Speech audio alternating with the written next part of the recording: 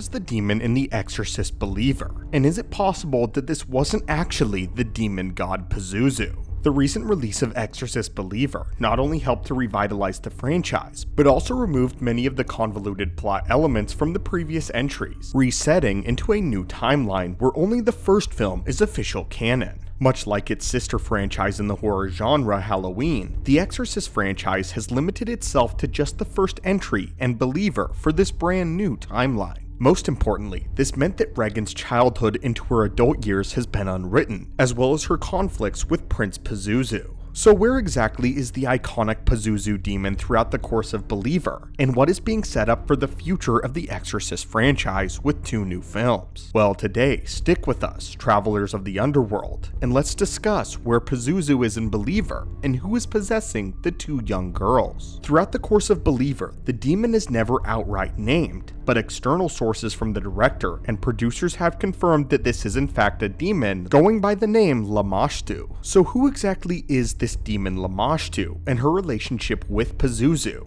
This will give us information to speculate as to where Pazuzu might be, and what his role might be going forward in the Exorcist films. What is the close relationship between Lamashtu and Pazuzu, who are both based on the Mesopotamian gods of the same names? But since we've already released a full video on Pazuzu's backstory, we're only going to touch on him briefly for this one. For a more in-depth breakdown specifically of Pazuzu, however, be sure to check out that video as well. But what do we know about the demon from The Exorcist Believer? In the ancient Sumerian and Mesopotamian mythologies, Pazuzu is the son of the demon king, and is quite literally depicted as the embodiment of pure evil. Pazuzu is often etched into various amulets and relics alongside his rival, Lamashtu. The 2 share a rather complicated relationship, as even though they are both embodiments of pure evil, they still conflict with one another. This is directly referenced to in the first Exorcist film when Father Merrin is looking at one of Pazuzu's aforementioned amulets. As the museum curator passes, he simply remarks, "evil against evil," which is a direct reference to this ancient Babylonian and Sumerian belief that even evil gods hated one another and could ward each other off if need be. As the daughter of Anu the sky god, Lamashtu is referenced as the worst of the female deities for a number of different reasons. In the real-world Sumerian mythology, it was believed that she would drink the blood of men and boys and eat their flesh in the process. She brought about sickness that would contaminate rivers and streams, kill foliage and plant life, and brought about nightmares even while the Sumerians slept. This starved the Sumerians to the point where they began to refer to her as a witch of 7 names, and they depicted her as a human female with the head of either a lion or a bird, doing so as she slowly corroded not only their bodies, but their minds as well. Not only is this confirmed in our real-world mythology, but there's evidence within the film itself that directly points to Lamashtu despite her name ever being used. In ancient Mesopotamia, it was said that Lamashtu specifically had an affinity for young girls, and sought to torment them above any other victim. She often interfered in childbirth and wished to kidnap children, which directly lines up with her desire to possess Catherine and Angela in Exorcist Believer. In the Sumerian mythology, it was actually Pazuzu who often protected young girls from Lamashtu for no other reason than to satiate their rivalry, driving Lamashtu more and more frustrated. Modern scholars believed most of these deities' motivations to be either protective or evil with very little moral ambiguity. The demons could, however, be appeased with offerings or incantations, and Lamashtu was no exception.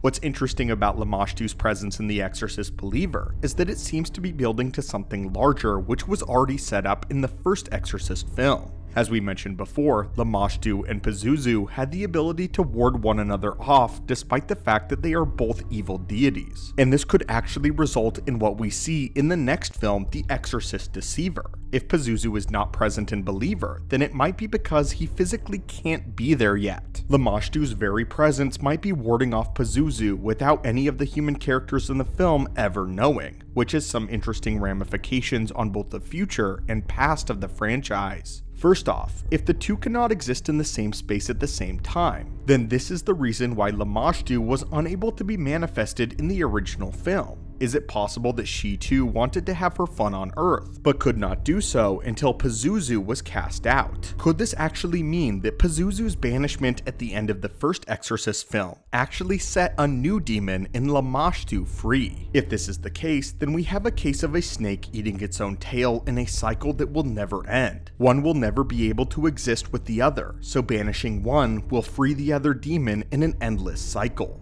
If actual Sumerian and Mesopotamian mythology is anything to go on, and if Lamashtu has truly been defeated, her absence will open the door for the return of Pazuzu. Not only might we see these demons continually grappling for dominance, but we might see more of the conflict which drove the two apart in the first place. The human characters might then just be caught in the crossfire between two warring demons with no winning sides. But the existence of these two demons is extremely important, as this confirms not one, but two Sumerian deities in the Exorcist franchise. This leaves us to wonder just how many there actually are. One deity might have been depicted as Pazuzu simply because it was a human's interpretation of the events that they could not understand. But the presence of two demons is more than a coincidence. It proves that in the Exorcist universe, Sumerian mythology is at least somewhat based in tangible fact. So we are then left to wonder just how much of ancient Mesopotamian mythology is set to erupt in the Exorcist deceiver. But anyway, my friends, what do you think about Lamashtu? Do you think she is holding Pazuzu back? And now that she's done,